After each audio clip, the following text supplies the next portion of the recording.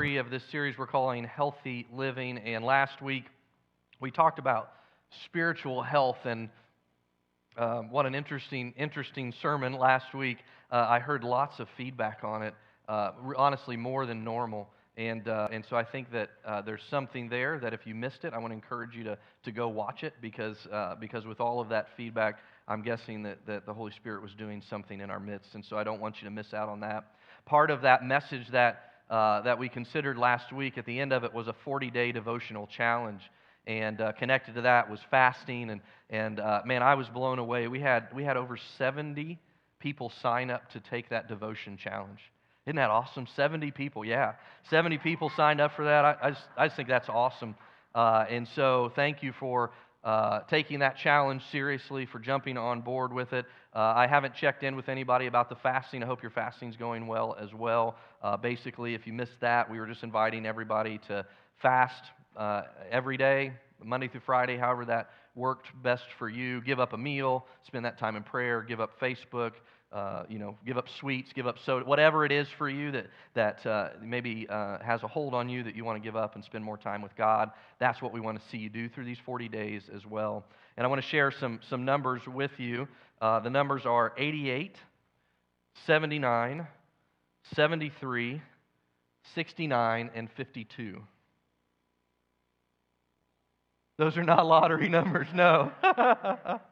88, 79, 73, 69, and 52. 88, 79, 73, 69, 52. With these email devotions, I'm able to see how many people are opening the email. The first day, it was 88%. Day 2, 79. Day 3, 73. Day 4, 69. And day 5, 52%. And so I challenge you because I love you. And I referenced this last week. If you were here, you may remember I said, hey, we're going to start strong, and then it's going to wane a little bit, and that's what we're seeing even in week 1. Now, I understand that for some of you, you've got them backlogged. I missed days 3, 4, and 5, and I'm going to read them. I'm going to get caught up, and that's fine. They're just there. You haven't opened the email or whatever. That's fine. Please get caught up. If you missed a day, as I said last week, get back on board. Just continue reading. There'll be one. There's one that came out this morning. There'll be one that comes out tomorrow. And just want to encourage you that if you've fallen off anywhere along the way, please do that. If you don't see the email, please check your junk mail. Sometimes it goes to junk mail. If it's not there either, just shoot me a message and let me know. I know I've had a couple people where I had wrong email addresses. Maybe there was a typo in what was submitted, or we just had the wrong one on file and I didn't switch it over to your new one. And so if you're not getting these, please let me know. But let's try to kick that intensity back up again and stick with this, because we still have 33 more days. And so if we're already at 52%, that's not a good sign. So let's stick with this and let's move through. And if you'll remember, each of these kind of line up with the 4 points from last week's message. So through these first 10 days, we're focused on having a right view of God. And so then we'll move on to the next topic there. And so enough of that. I love you. I want to see you do this. I think there's breakthrough for our church on the other side of it. And so that's why I bring it up again today. All right. Well, today I want to focus with you on missional health. And so we call this Mission Sunday. We do it once every 6 months, where we invite you to participate in making a pledge to give to missions over the next 6 months. And so even at the onset of this message, maybe you weren't aware that would be the topic today. I just want to encourage you to just kind of center your spirit around God's Spirit and just begin to think about and even pray about how you might fill out your faith promise commitment card. Because I believe that if we are spiritually healthy, then we will be engaged in missional work. In other words, if last week's message has an impact on us to be more spiritually healthy, then a logical next step in all of that is to be engaged in missional work. And to be healthy missionally is to be rooted in the words of Jesus. And Jesus, He talked time and time and time again about His mission, that is to be our mission. He talks over and over about what it looks like to be healthy missionally.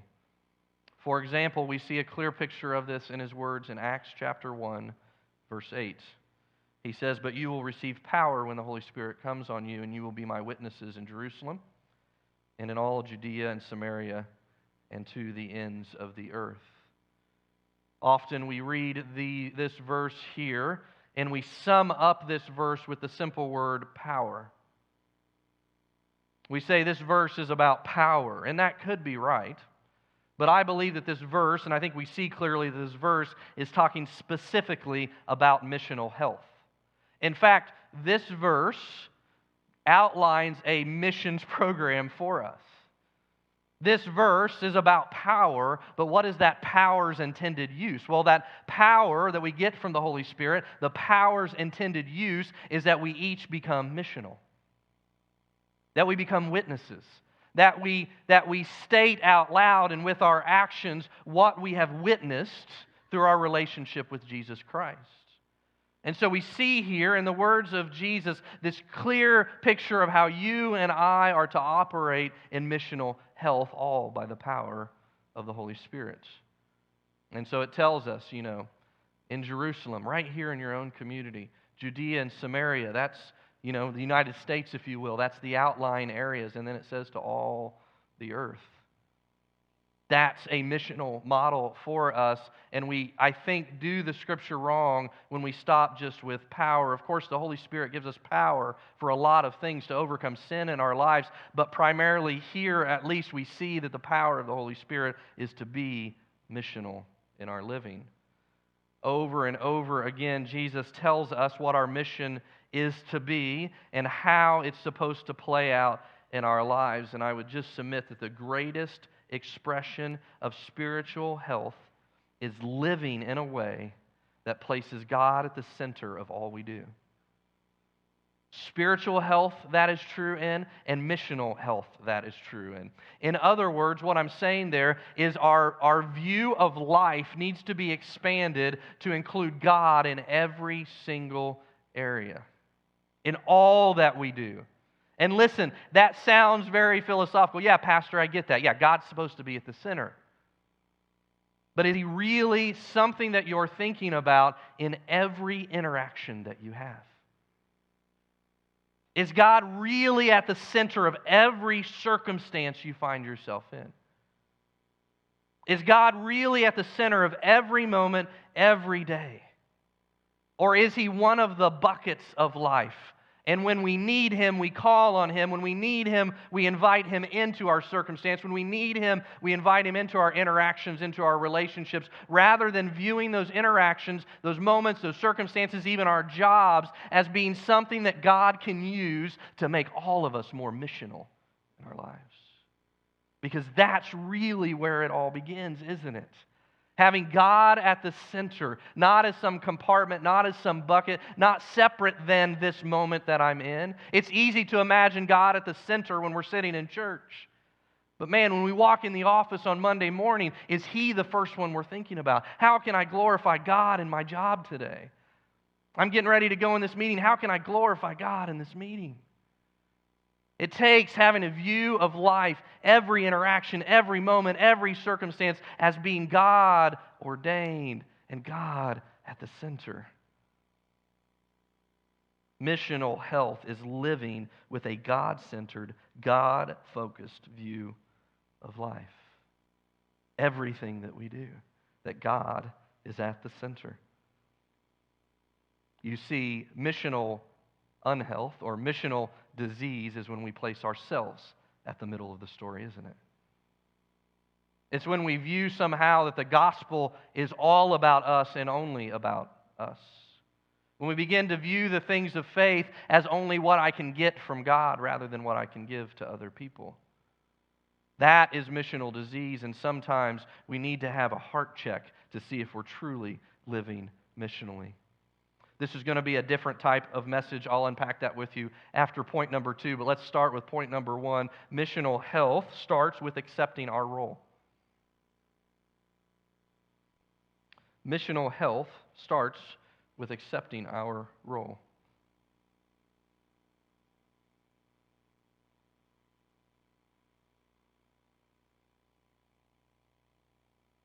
Overwhelmingly, God uses you and me to bring people to Himself. overwhelmingly. And so what that means is that you and I, we have a role in missions. You and I even have a responsibility in missions. How will people hear about Jesus unless I tell them? Unless you tell them. How will people see Jesus unless you show him to them? We have far too often as a church, not this church, but capital C church, we have far too often relegated the idea of sharing Jesus with others to others. We've relegated it to others. That's others.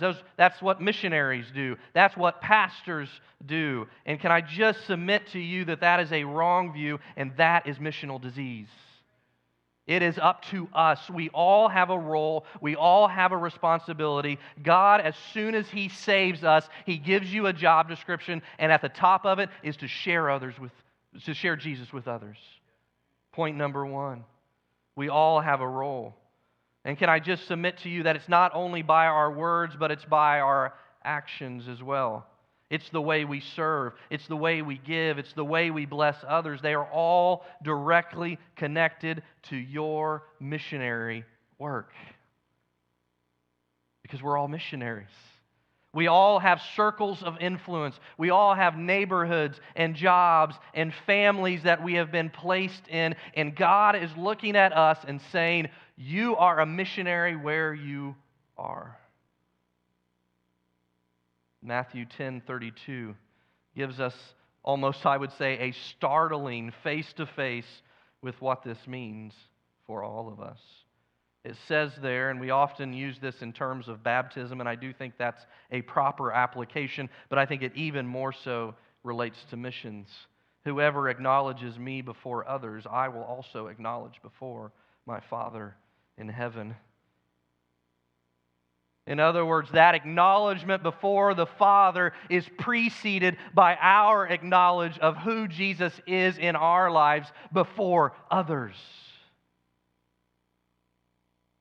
And I just want to, it extends beyond just saying you're a Christian. It goes a little bit further. Actually, it goes a lot further than that. It goes into how you speak, how you act, how you work your job, how you interact, how you do relationships, how you do conflict resolution, how you love others, how you serve others. It goes beyond just a status on Facebook, and it goes into the world of what am I doing to love others with the love of Christ. Whoever acknowledges me before others, I will also acknowledge before my Father in heaven. Oh God, let me be an acknowledger. Let me be somebody who at every opportunity points back to my Savior and my Lord Jesus Christ for everything that I have, everything that I'm going through, even when I'm suffering. Romans 1:16, I am not ashamed of the gospel because it is the power of God. It brings salvation to everyone who believes, first to the Jew and then to the Gentile. None of you are this way, and I don't mean it that way, but there are people who are ashamed of the gospel. Especially in the workplace. They go in and they say, well, there's these rules. I can't share the gospel. Is God that small to you? Maybe God might open a door for you to share the gospel in some way with somebody. Do not be ashamed of the gospel because man tells you you cannot share. And can I just tell you that your greatest sharing of the gospel is the way you live, the way you work. I'm going to probably hammer that one home today. I'm so sorry. But that's our greatest witness. It's like St. Francis of Assisi said, right? He said, preach a sermon every day and if necessary, use words. By the way you live, that's your greatest testimony. Work says you can't talk about Jesus openly. Okay, that's fine. Then just be Jesus to everybody you come in contact with. That is your missional work. And then 2 Corinthians, as if we need more reinforcement on this idea, we are therefore Christ's ambassadors. You and I, we are ambassadors of Christ. That means we are His representative. That means that when people interact and look at us, they should be interacting and looking at Jesus. Jesus. It's as though it says God were making His appeal through us. we implore you on Christ's behalf, be reconciled to God. And so, the first step in healthy missional living is to accept, recognize, embrace our role and our responsibility in furthering His mission here on earth. Here's point number 2, write it down. Missional health is local. We saw it in Acts chapter 1, verse 8. Missional health is local. It's having a local view of missions. We have done a great job as the Assemblies of God of sending out missionaries around the world. I would submit we haven't done a great job of being missionaries here in the United States. Missional health is local. We're getting better at it, don't get me wrong. But missional health is local. It's about where you are. It's about being a missionary where God has planted you with the people that He has planted you around. And I've said it before, but I'll say it again. People know that you're a Christian. I'm sure of it. And so they are watching. They are looking at what you're doing, and that becomes your greatest testimony to them of your faith. And so, throughout this series, I'm hoping to do this several times. I want to bring experts to you because I'm not an expert in missions work, but I have a friend who is, and his name is Eric Cooper. Some of you have heard him speak before. Some of you know him even personally.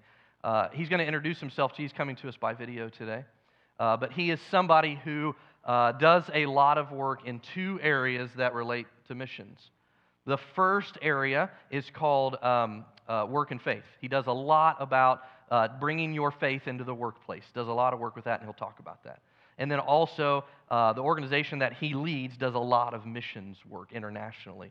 And so the intersection of those 2 things is what he works primarily on. And so over the years, he has become an expert on those things. And so I want to introduce my friend Eric to you. And so we've got a video. You can turn your attention to the screens and watch.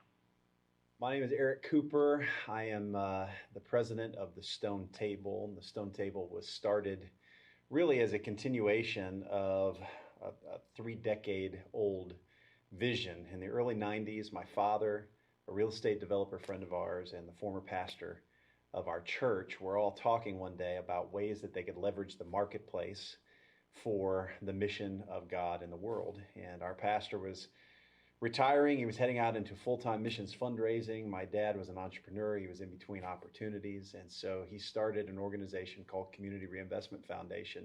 It's a real estate company that was started to invest in and manage and construct affordable housing, apartment complexes. We do that all over the state of Indiana now.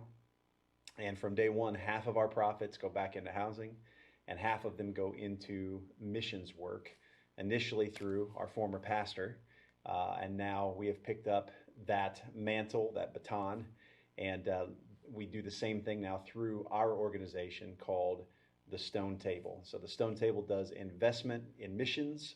The Stone Table also serves the church in the arena of faith and work. And so that's what we are. We are gospel, marketplace, faith, and work, the intersection of those 2 very important things.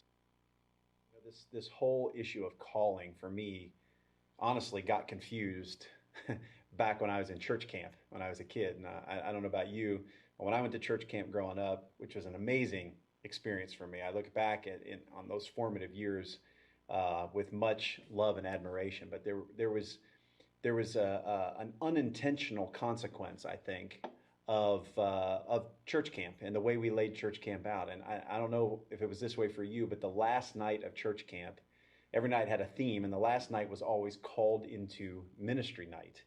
And so the evangelist would preach a message on what it meant to be called into full-time ministry. He would ask who here feels like God is calling them.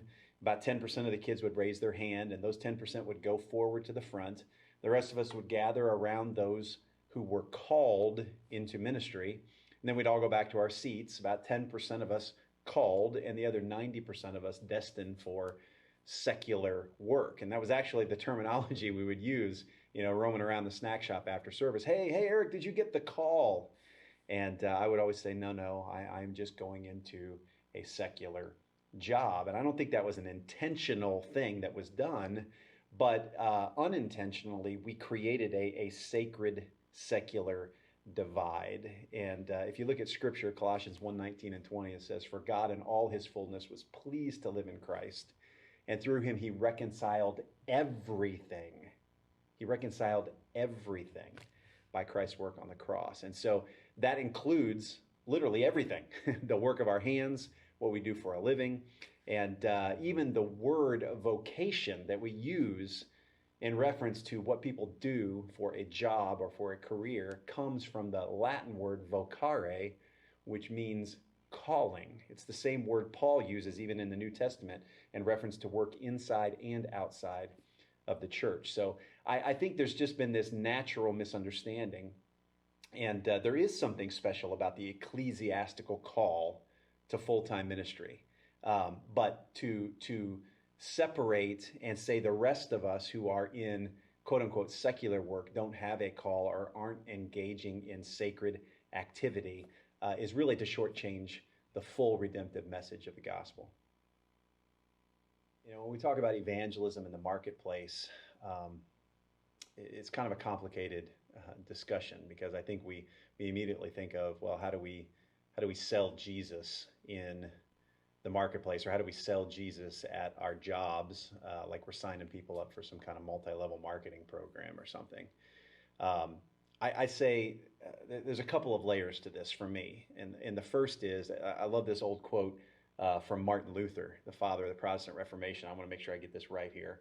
Martin Luther said, "The Christian shoemaker does his duty not by putting little crosses on the shoes, but by making good shoes, because God is interested in good craftsmanship." And so I would say the first thing, when we talk about workplace evangelism, the very first thing I would tell anyone to do in their job, whether you are a brain surgeon or you sweep floors at a local fast food restaurant, do your job well.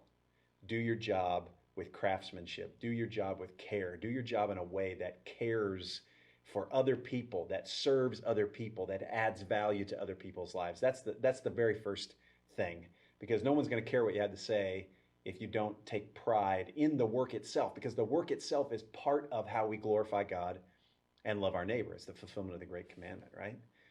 But I think if we look at Scripture as well, to say that all we have to do is do good work is really to shortchange, I think, the way Jesus showed us that the kingdom spreads. The kingdom is lived out, but the kingdom is also proclaimed.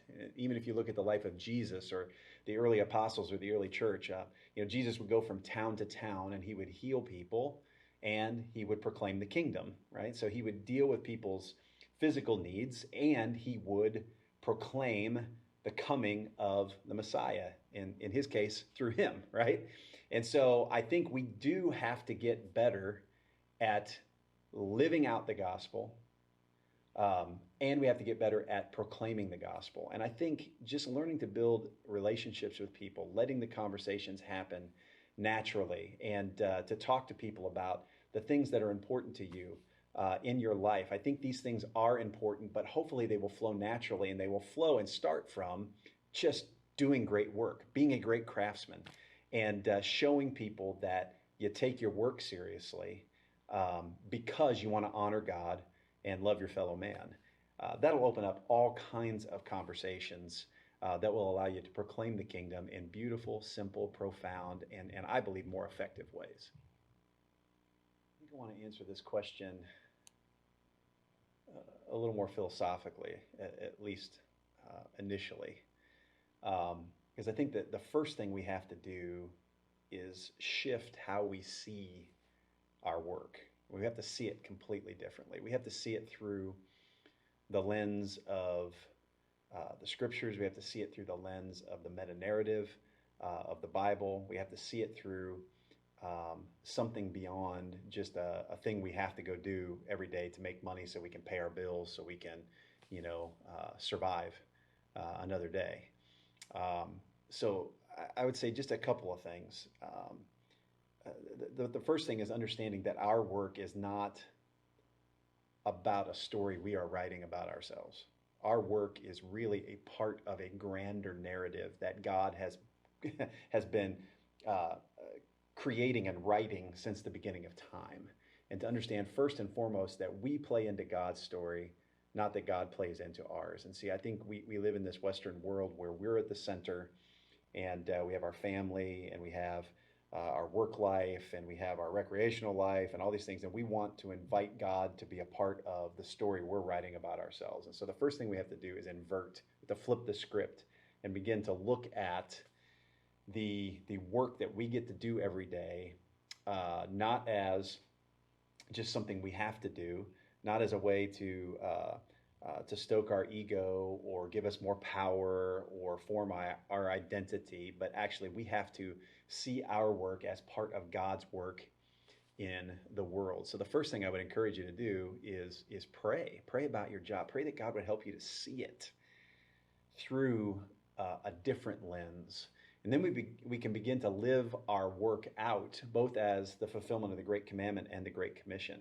You know, the Great Commandment, worship God, love the Lord your God with all your heart, love your neighbor as yourself, right? When we get up and go to work every day, no matter what your work is, if you love your job, if you hate your job, if your job is esteemed or humble, whatever you do for a living, literally you can sweep the floors to the glory of God and to the love of your fellow man. So I think seeing our work through the lens of the Great Commandment, the Great Story, the Great Commandment, and then the Great Commission, to see our work as an opportunity to proclaim the kingdom to the world around us. And so that would be my first encouragement. And I know that's a little more philosophical than tangible, but we've got some great resources at the Stone Table website.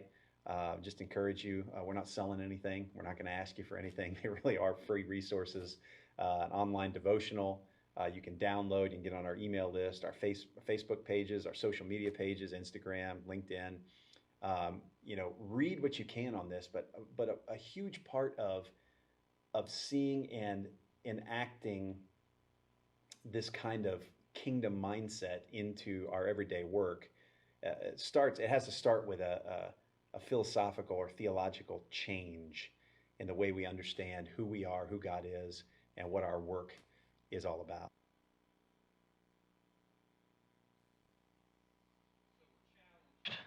Challenged by hearing that to ask ourselves, how do we view the work that we do? Do we view it as secular, something detached from our faith, or something that could even be sacred, that allows us to be able to minister to others, to share who Jesus is, and to further His mission here on earth? I love the words of 1 Peter 3:15, but in your hearts revere Christ as Lord. Always be prepared to give an answer to everyone who asks you to give the reason for the hope you have. One of the greatest ways I see faith at work played out is when people don't get engaged in the gossip and in the negativity that often happens in places of work. When there's leadership changes, when there are changes to procedures, people of faith who stay steadfast and say, yeah, I understand things are changing. I may not even agree with what's happening, but I know it's going to be okay. And then in those moments, people look at you and say, well, why are you so hopeful? Why do you think things are going to work out? Well, because I have faith. Not in my employer, not in my workplace, but in a God who cares, yes, even about this place, who cares even about what happens here. He gives me hope.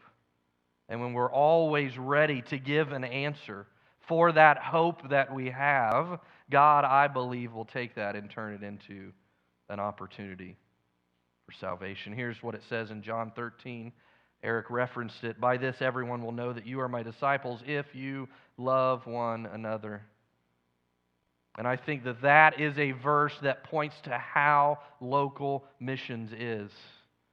Because listen, we have to be around other people in order to love other people.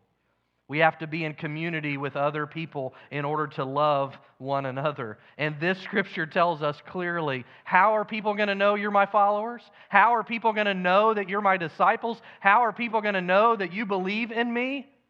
Love. Love not toward God. Of course that's important, but that's not the mark. The mark is how you love one another. Missions is local. It's not just about what's happening internationally, it's about what's happening in your home, in your family, in your neighborhood, in your workplace. I'm reminded of a morning just a few weeks ago where Consuela, she was leaving the house one morning, and our neighbor across the street, there were ambulances, fire trucks, police cars all around this house. So Consuela, she called me. She's like, I don't know what's going on over there, but something's happening. And so we were watching the Facebook thread. You guys have neighborhood Facebook groups? They're dumpster fires most of the time. But we're just kind of watching as people are going by and they're giving commentary. Oh, well, somebody was just taken out on a stretcher, and this happened and that happened. And I remember coming home from work that day.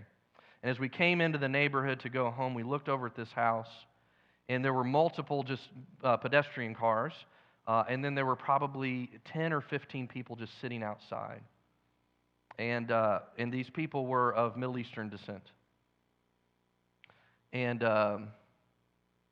so we pulled into our driveway, and Consuela looks at me and she says out loud what I was already thinking. We need to do something. And so we went over there, gathered by around people that obviously, by how they were dressed, had different faith than I do. And we said, hey, we saw the cars out here this morning. We just want to know, are you guys okay? And of course, they're kind of looking at us skeptically, and they say, yeah, well, my cousin who lived there, he died in his sleep last night. We said, we're so sorry. Is there anything we can do for you? Can we get you a meal? Can we provide a meal? What can we do for you? And they said, no, we're okay. We're okay, thank you. Missions is local, everybody.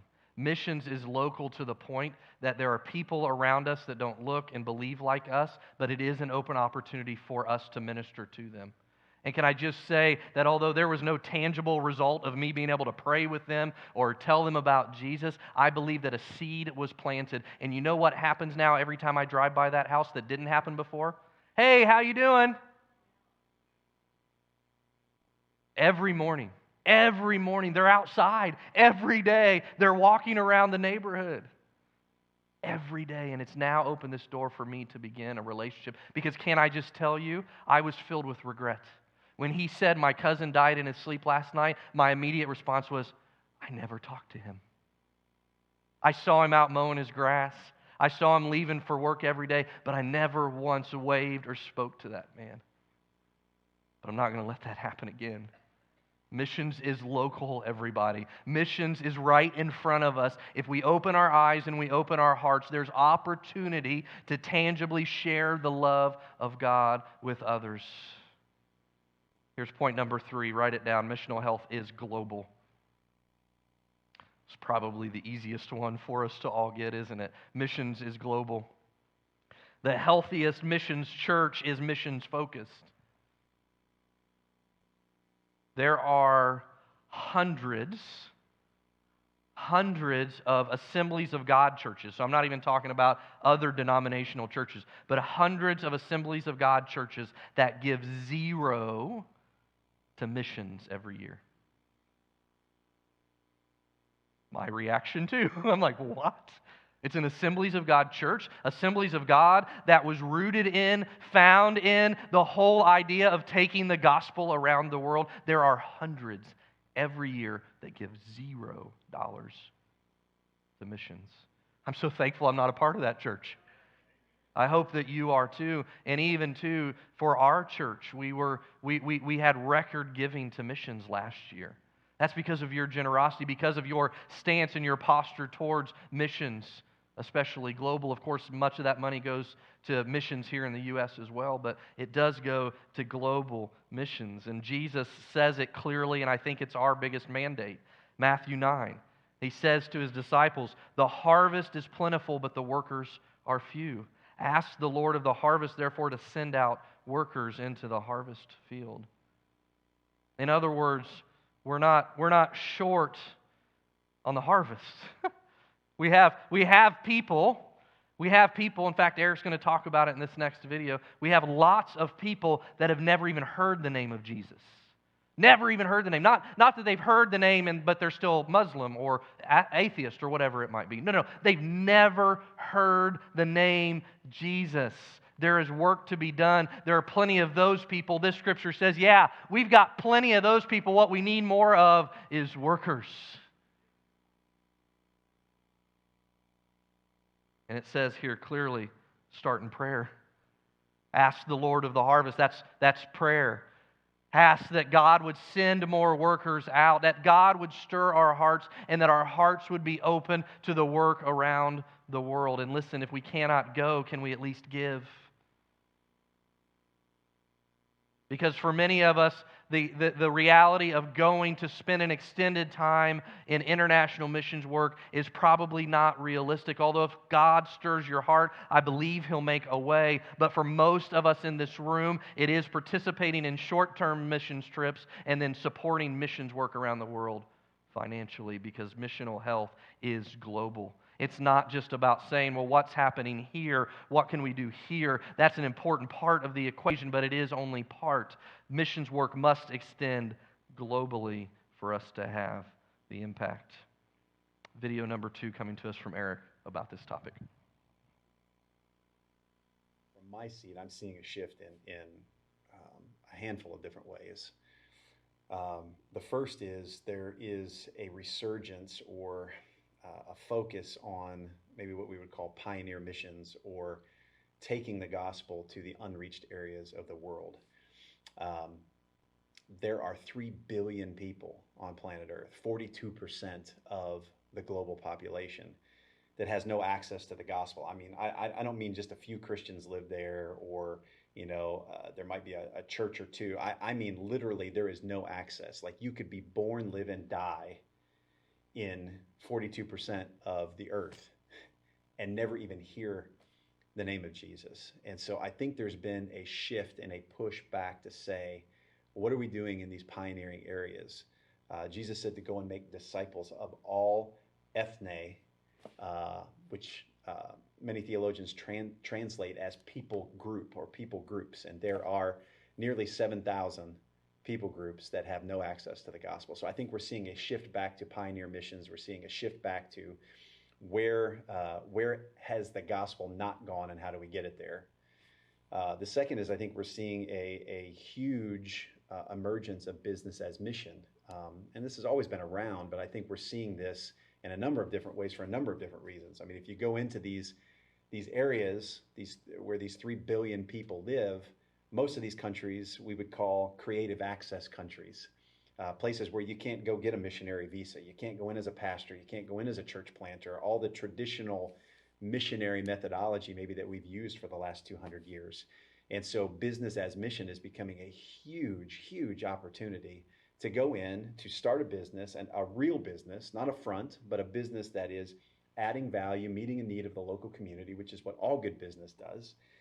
It's providing local jobs, it's having a positive impact on the economy, and at the same time, it's providing a platform for our missionaries to be there to proclaim the gospel to the 3 billion people that have no access to it. So we're seeing a huge resurgence in business as mission, and I think this is one of the most exciting things that I'm seeing right now in the missions movement as a whole. And as a total aside, not only that, but these business as mission models are generating revenue that helps underwrite and support the mission. And so in some places of the world, we literally have Muslim dollars coming into our BAM project, our business as mission projects, that are being leveraged then to share the gospel with Muslim people. It's beautiful. It's more sustainable. And it's leveraging really what I think is the beauty of business, which is to add value, to make a difference in people's lives, to do things for other people that they can't do for themselves, and in turn, it provides a platform for the gospel. It's a beautiful model. I think a healthy church is going to make a priority of mission, and that's both local and global. Right? But Rob Ketterling, one of our board members, likes to say that local mission is really more what we would call outreach, right? It's sharing Christ with the people literally around you, whereas missions is taking the gospel where it has not gone. And so I think a healthy church is going to have a passion for outreach to the community around them. I also think a healthy church is going to have a passion for the fulfillment of the Great Commission, which is to see disciples made among all nations, all people groups around the world. So I think that goes for individuals as well. So my question for all of you would be, how are you sharing Christ with those literally in your back door? I mean, I live in a neighborhood now on the west side of Indy, not too far from your church. And around me, literally, the nations have come. I have Muslims that live around me. I have Hindus that live around me. I am literally surrounded by the nations. And so the Lord often asks me, what am I doing to touch the people, literally, that He's brought right to our doorstep? This whole idea of the diaspora, the coming of the nations, the moving of the nations to other places is an opportunity for us to share Christ in outreach with the people who are right around us.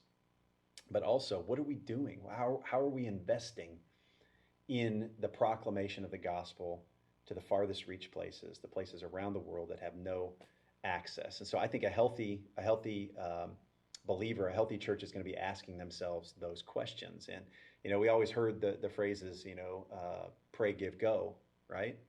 And so all of us should be praying.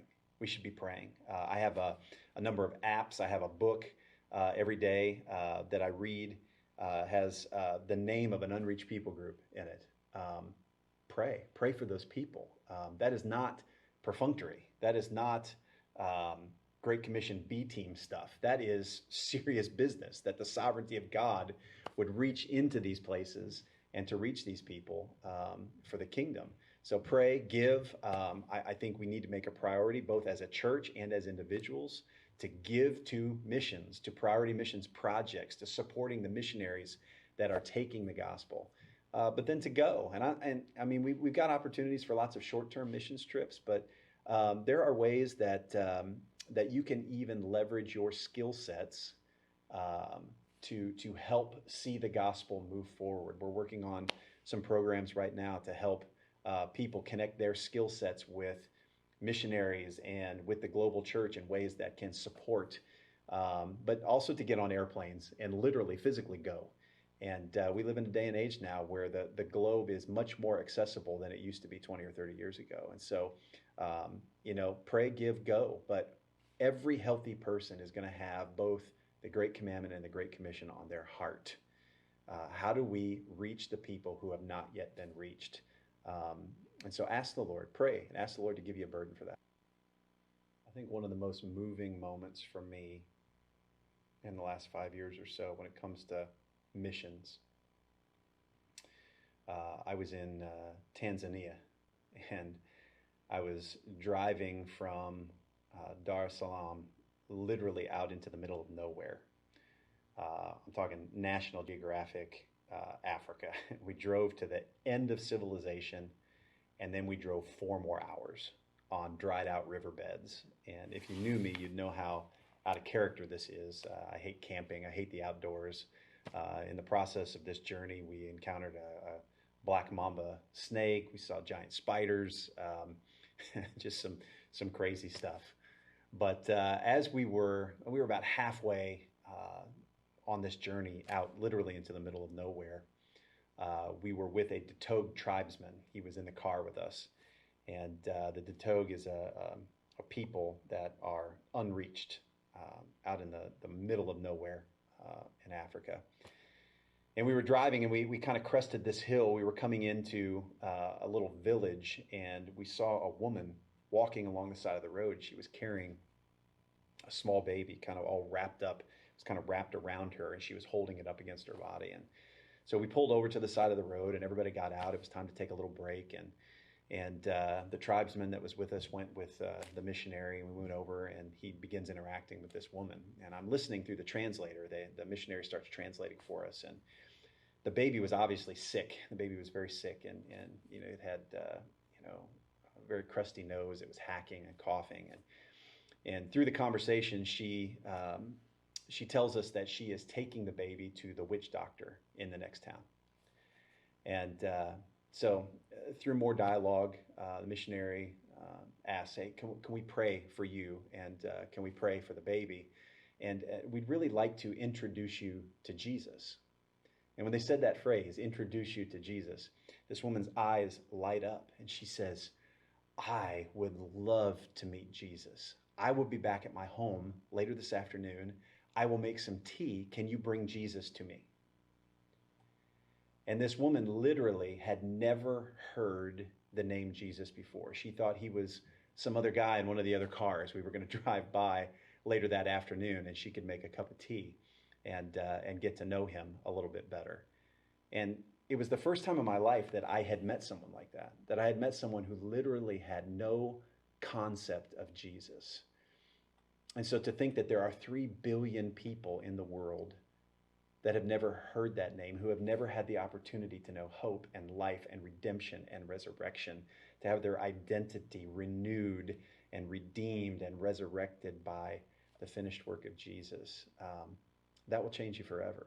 And so as you're contemplating giving today towards missions, I would just encourage you, that is what we're talking about.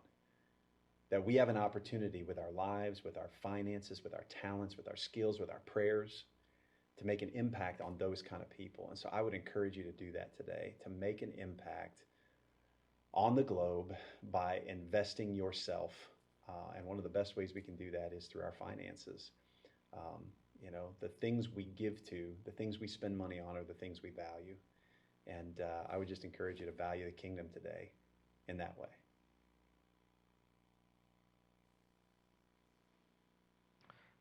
Certainly lots to think about and to consider there. Number 4, write it down on your outline, missional health. It glorifies God. And isn't that really the goal? It's not about what we can do or what we can say or numbers or anything like that. Ultimately, when we are being obedient to the missional call, when we have missional health in our lives, the end result of that, whether the person comes to saving faith in Jesus or not, at the end of the day, the win is that you and I are glorifying God. Matthew 5, neither do people light a lamp and put it under a bowl. Instead, they put it on its stand and it gives light to everyone in the house. And in the same way, let your light shine before others. They may see your good deeds and glorify your Father in heaven. Worship team, you can come on back up. We have a team that's going out soon after this service concludes. And they're going to go and they're going to serve our homeless friends.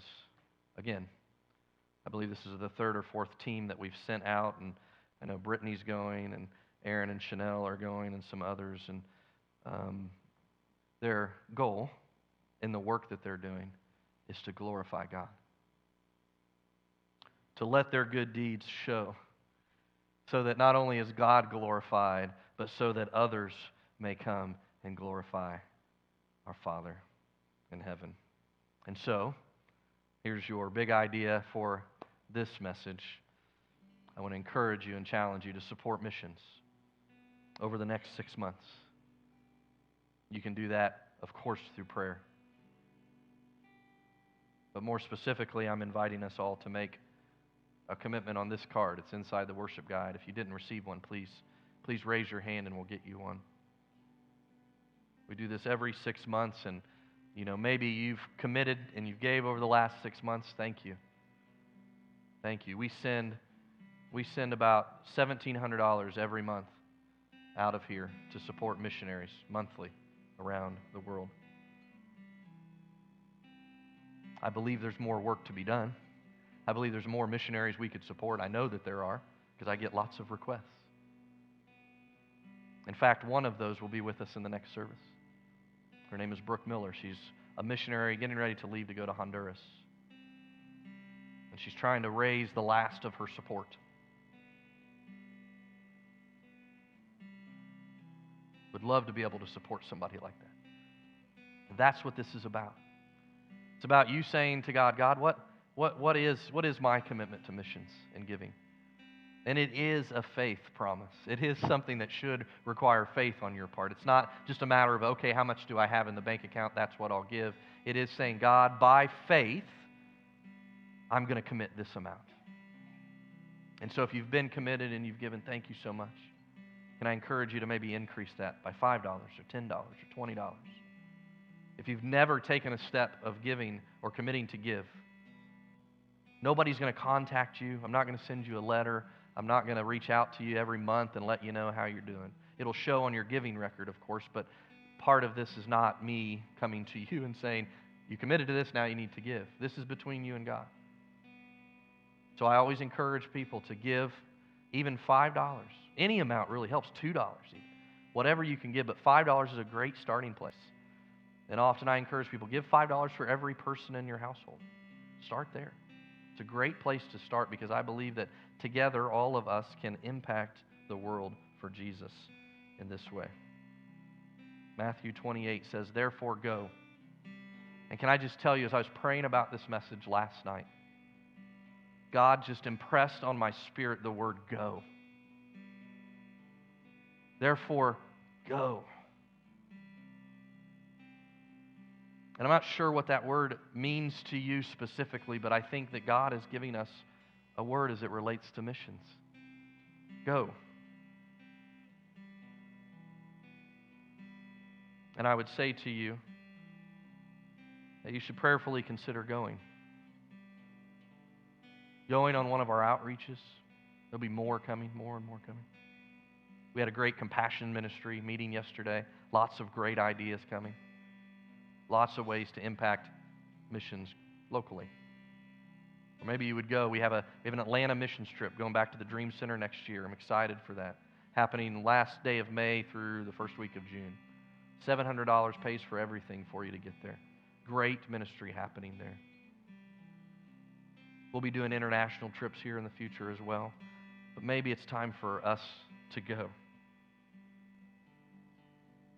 Whatever that looks like for you. And so here's what we're going to do. You have this card. I just want to invite you to just maybe hold it in your hand right now, and I'm going to say a prayer. And then we're all going to stand together. We're just going to worship. I'm not inviting you to make your commitment just yet. I want to worship together as a church family first. And then I'll come back up and give us instructions on how we'll move forward from there. But if you have that card, just hold it in your hand right now. God, this card represents faith.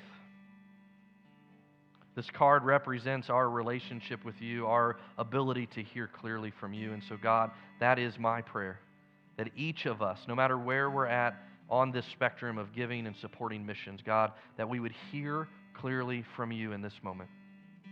That, God, whatever it is you're calling us to and toward, that we would hear from you clearly and then we would be obedient to act. And God, if you're asking us to get involved, to giving to missions for the first time, God, I pray that we would be obedient. If you're asking us to increase our giving to missions, God, I pray that we would be obedient. God, whatever it is you're guiding us to, God, may we hear you clearly today.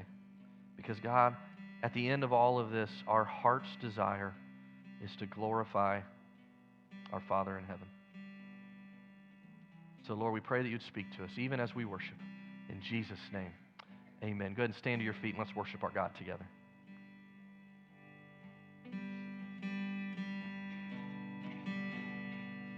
I'm laying down my life. I'm giving up control. I'm never looking back. And I surrender all. I'm living for your glory on the earth.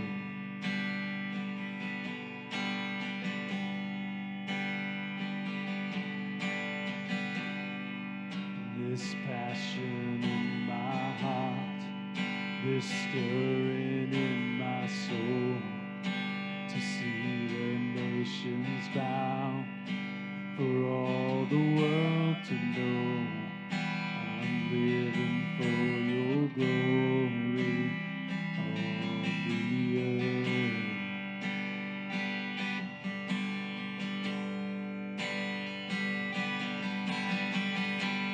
For the sake of the world, burn like a fire in me, light a flame in my soul, for every eye to see. For the sake of the world, burn like a fire in me.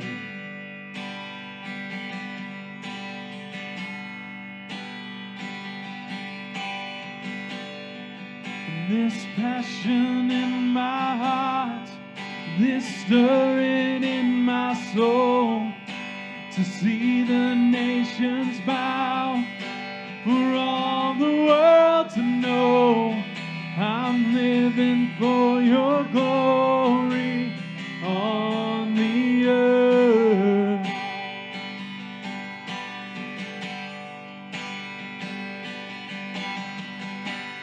For the sake of the world, burn like a fire in me. Light a flame in my soul for every eye to see. And for the sake of the world, burn like a fire in me.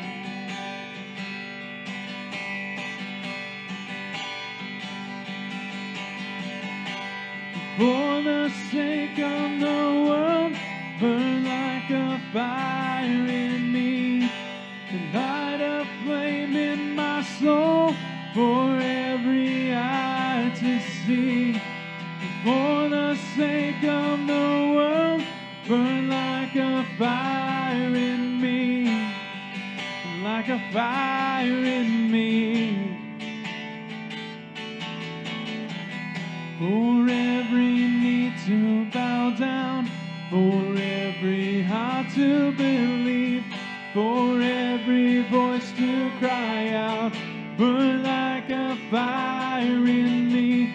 For every tongue to confess that you alone are the King, you are the hope of the earth, burn like a fire in me.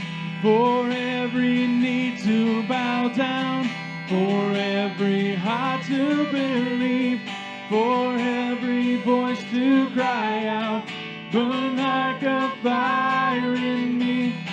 For every tongue to confess that you alone are the King, you are the hope of the earth, burn like a fire in me.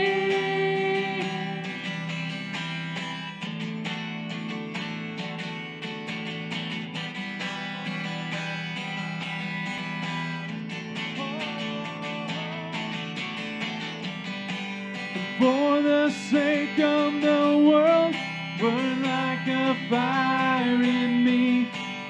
Light a flame in my soul for every eye to see. And for the sake of the world, burn like a fire in me. And like a fire in me. For the sake of the world, burn like a fire in me. Light a flame in my soul for every eye to see.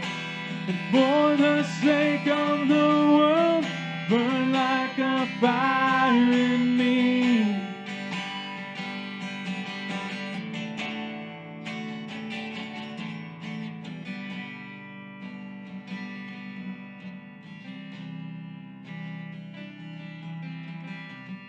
And now is our chance to go. To just go from where you're seated to the front. To fill out this card with your faith, promise, commitment. Bring it to the front, lay it on the altar. And once you've done that, you are dismissed to go. It's how we're going to conclude our service. It's going to be how we worship God. And so you can have a seat. Discuss with your spouse, discuss with whoever you need to talk with about how you'll fill out this card. And then when you're ready, when you have it completed, move from your seat, lay it here on the altar, and then you're free to go. Have a great rest of your Sunday.